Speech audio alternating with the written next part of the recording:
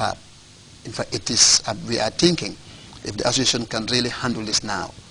This is why he is asking for support, because we thought that we can do it, and we have tried to do it. But then this is the fourth time we are getting this event from this area, from the stadium to the region. We are trying it. If we succeed, then I think the rest of the events coming, we will succeed. Yes, you're asking for support. What have you done so far in terms of applications or looking for donations, help from philanthropists? Well, our major support came from the Ministry of Basic and Secondary Education. They are the ones funding the secondary school sports activities. And we are seeking donations from the Ministry of Youth and Sports, from institutions that can really come to our help now. And we have a letter that is, I think, in the pipeline somewhere. The President will explain. And we wanted assistance as soon as possible. As soon as when? As soon as even Monday. Okay. You talk about the number of athletes going there being bigger than the usual number that comes down to this area. What's responsible? Because the President will also dilate in that aspect. As I said, you have a very big population, that is about 75% of the athlete population are coming from region 2 and region 1. Yes, just to add on to that, I think the population is bigger because we have changed the venue, one.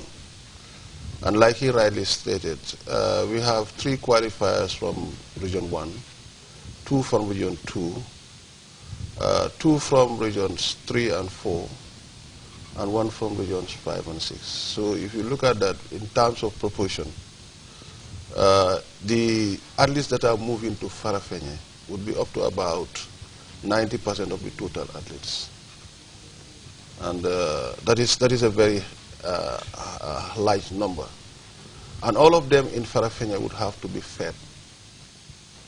Even those athletes coming from Farafenni itself will be covered by the feeding. So this is calling for some very, very large resources. And this is why we have already sent requests to certain organizations like the GSM companies. We have sent a letter to GAMCEL, APICEL, Comium, QCEL. These are the big GSM companies in the Gambia. And we have also appealed to our president. We have sent a letter to the president. I think it's necessary that we do that this time because we need that kind of support to make it. Because this is just like another NACONF. The numbers we are dealing with here are as large as the NACONF. So I think we need all the kind of support. Martin, bearing in mind that after the normal secondary school sport activities, we have extracurricular activities that are normally championed by the students themselves. Now you talked about security here being intact, but most of these activities takes place in the night. You talk about the large number of students that are going to be present. How do you hope to make sure that you contain those students and those activities? At Farafenni, we'll have a high security presence. We have written to the Inspector General of Police. We are asking for security to be deployed in all the camps, and they'll be there 24 hours. Some of the security that will be sent to the camps would have to stay there overnight, every day. And unlike the Banjul and its environs, I don't think there would be an opportunity for students to be involved in so many activities as they would do here. We were there during the heats, but we could not see any social activity at night, particularly during the competition. So I think the security there is much more easier to manage than when it is hosted here. And how long will the event last? How long are the students going to stay there? The actual program starts on Friday, Saturday through Sunday. We have all the activities for upper basic schools and senior secondary schools. They are competing in 43 events. And the 43 events is a large number of events. And we intend to have victory ceremonies alongside in the course of the day. At certain times, we'll have to stop the races and we'll award medals to winners, and that takes some time. So we are spreading the competition in 3 days. Okay, Mr. John, you as a parent, meaning, or in fact, let's say one of your children may be one of those competitors. As a parent, what advice would you give to students who are traveling to this place?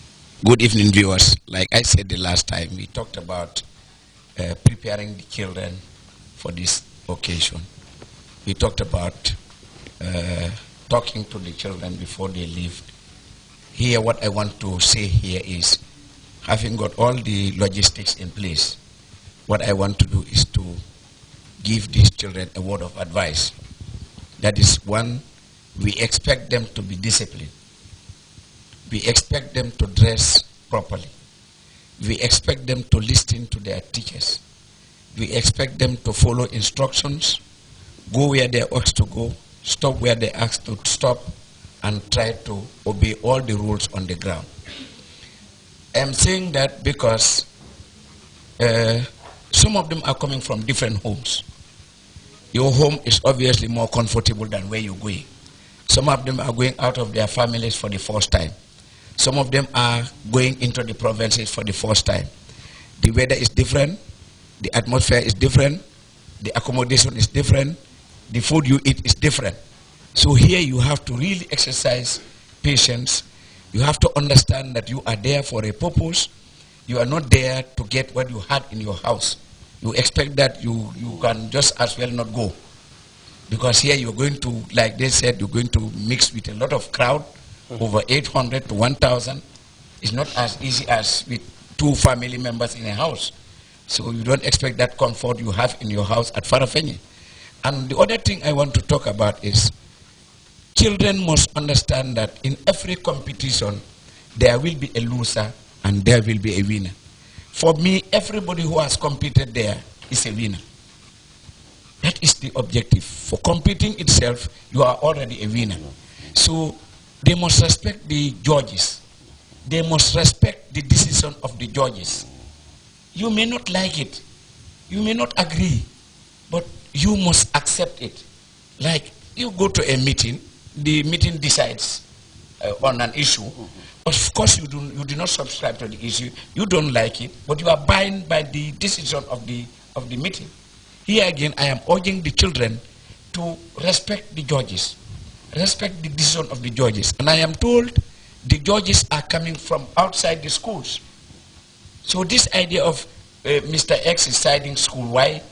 I mean, it's just fabrications and rumors that the other children will carry among them, and they'll just poison your mind. You're giving Mr. Gomez. When that is not even true, but these things will be spread around. So I'm urging children to be very calm, very disciplined, listen to their teachers, and respect the decision of the judges. Again, a word to the parents? A word to the parents is, let us prepare our children for this event.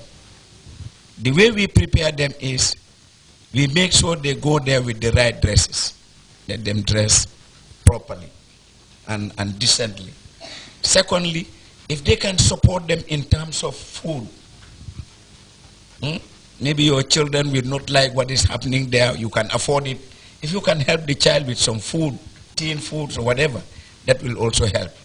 If you can also talk to the child, tell him or her that you are going to a gathering, this is different from the home setting. You must expect to see things that are different. You must expect to meet challenges, but at all times, be disciplined and endeavor to go over those challenges. That is life, what life is all about. And when we talk to our individual children who are going there, and they go there and we urge them to listen to the teachers and follow the instruction of the teachers, I expect we'll have a very, very good gathering and a very successful one. Okay. I wish them good luck in